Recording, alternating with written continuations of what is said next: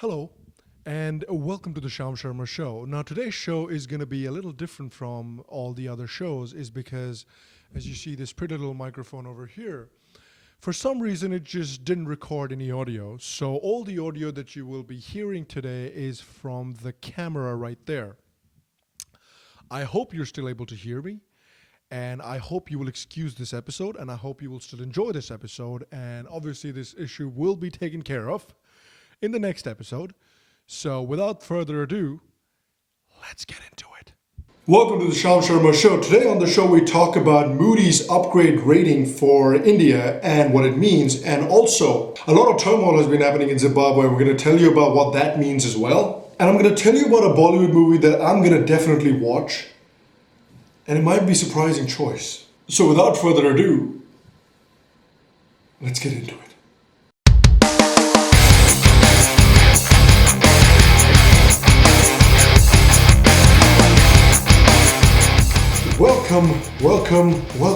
Welcome to a brand new edition of the Sham Sharma Show. Thank you for joining me. Thank you for watching.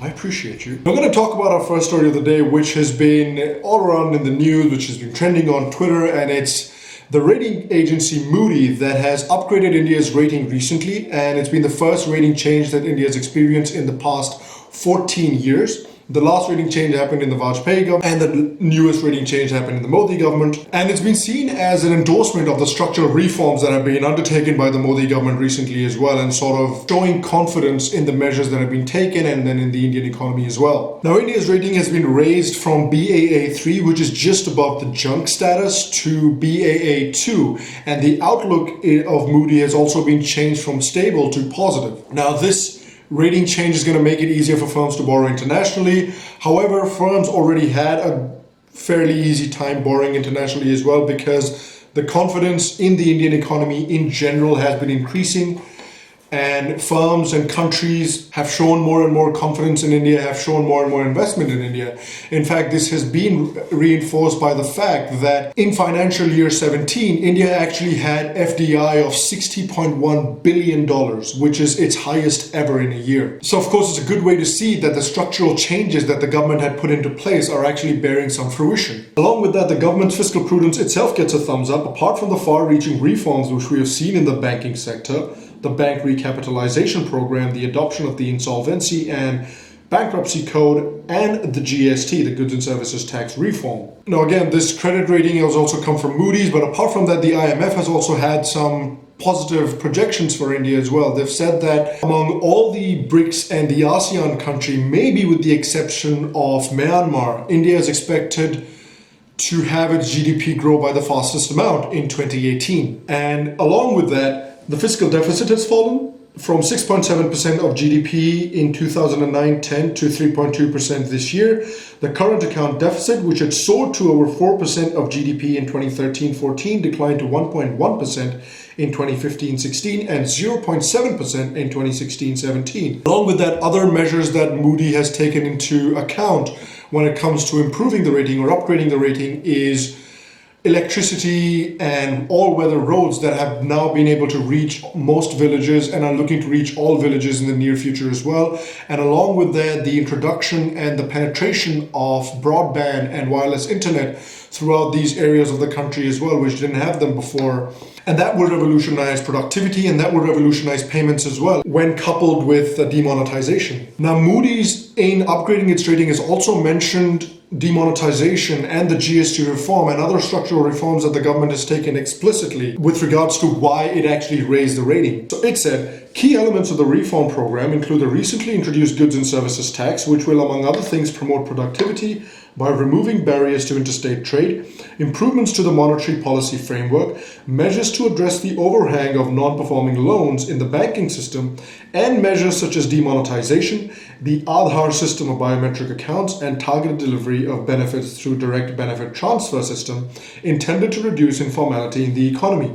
It goes on to say, the relatively fast pace of growth in incomes would continue to bolster the economy's shock absorption capacity, and even in periods of relatively slower growth, as seen recently, stable financing will mitigate the risk of a sharp deterioration in fiscal metrics. It also warned, though, However, the high public debt burden remains an important constraint on India's credit profile relative to peers, notwithstanding the mitigating factors which support fiscal sustainability. That constraint is not expected to diminish rapidly, with low income levels continuing to point to significant development spending needs over the coming years. Which I think makes sense, and which I think ties into the point as well that the structural changes that the government has undertaken to promote growth, to promote FDI, and to promote confidence in foreign countries, in India, those over the years as well will translate into better infrastructure and more funding for public programs as well. Now, another thing that the IMF mentioned, the International Monetary Fund, they said that India is actually slated by 2022 to overtake Germany to become the fourth largest economy on the planet, which means that it'll push the UK out of the top 5. We're coming for you, UK.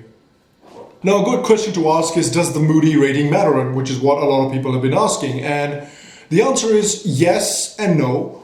So no, because, well, the country was doing fine before the Moody rating upgrade as well, like I mentioned with the FDI that has come into the country, and that was all before Moody upgraded its rating, is because the structural changes that the government has obviously undertaken have instilled a lot of confidence in the international community, countries and companies in India. But yes, in the fact that now that the rating has been upgraded and the outlook has been changed from stable to positive, this is just going to further enhance and further strengthen the confidence that these companies and that these countries have had in India, is that the country is on the correct growth trajectory, and that the country is moving forward, and that it has a stable government in place which has its mind on economic growth and development. So all in all, I think it's a very good thing. I think it's a good measure of the government and the steps that the government has taken as well. And yeah, and I think it'll be interesting to see that if in the next couple of years the Moody's increases and upgrades the rating even further. Now I'm just going to segue into a little something here. Now, I'm not a big fan of the Communist Party. I think communism in practice in most parts of the world has been absolutely disastrous and cancerous, India being no exception. However, credit where credit's due, because the Communist Party recently provided me with a lot of enjoyment. And that was because news recently broke that the Communist Party workers had gone to the Facebook profile of an Australian cricketer called Tom Moody, thinking that it was him that had actually gone and upgraded India's rating, and were upset at him at colluding with these Hindu fundamentalists and these Hindu supremacists who want to wipe out all religions from the planet. And it was just fantastic to watch. Obviously the cricketer Tom Moody had no idea what the hell was going on. I think finally some people pointed out that this Moody is not the rating agency Moody's, but there's some serious enjoyment to be had. Now, in other news, a lot of turmoil has been happening in Zimbabwe, because Zimbabwe, for the past 37 years, had Robert Mugabe as its president. So he's presided over the country for 37 years, which is a very long time. So what recently happened is that Robert Mugabe fired his second in command, Emerson Mnangagwa. And that led to a series of events where Robert Mugabe's party, the Zimbabwe African National Union Patriotic Front, they actually had a meeting in which they decided to fire Robert Mugabe as the leader of their party, which means that he will also lose the presidency, which also means that the presidency will now go to second in command, Mnangagwa. Now, the reason that Mugabe fired Mnangagwa was so that his wife, 52-year-old Grace, and some of her supporters, who actually have their own faction within the party called G40, they could get control of the party, and then they could get control of the presidency, and then his wife could become the president. Wait, hang on a second. So Mugabe is 93 and his wife's 52. It's like a 40-year difference. That has to be some kind of record. No, wait. I'm pretty sure Hugh Hefner hasn't beat though. But anyway, that's what Robert Mugabe was hoping to achieve, and his wife, Grace, actually even came out on the 5th of November, and she said that she's ready to take leadership of the party if necessary, and she's ready to become president if necessary. Now, Robert Mugabe's wife is quite widely disliked in Zimbabwe. They actually have a nickname for her called Gucci Grace, which is actually pretty catchy. And she's gotten this nickname because of her super lavish lifestyle and her super extravagant spending habits and things like that, while most of her country sits impoverished. And that's a very good way to invite some hate. Now, because Mugabe actually fired Mnangagwa, the army had to come in and intervene and take control of the situation and place Mugabe under house arrest. Now, the situation should transpire fast, where Mnangagwa actually becomes president, but Robert Mugabe recently came out, or his nephew rather, recently came out, and he said that under house arrest, Mugabe is looking to go on a hunger strike and he's looking to die to do what's right. But there's also slated to be a meeting later in the week between Mugabe and the army leader, and most people speculate that around that time is when Mugabe will resign and he will let Mnangagwa go ahead and be the next president. Now, under Mugabe's watch, Zimbabwe has actually suffered quite a bit. Their economy has shrunk by half since 2000. There are chronic shortages of cash and food, and one of the top labor unions in the country actually recently estimated that 95% of the labor force is unemployed, which is crazy. Zimbabwe was also in the news for all the wrong reasons back in 2008, when the country experienced the second highest rate of hyperinflation ever recorded in history. So in November 2008, the inflation rate in Zimbabwe peaked at 89.76 trillion%, which is 10 raised to the power 23. Yeah, let that sink in for a second.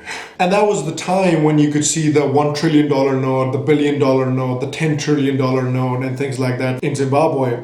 But that hasn't really gone away. Zimbabwe is experiencing hyperinflation again, and this time it's sitting at 348%.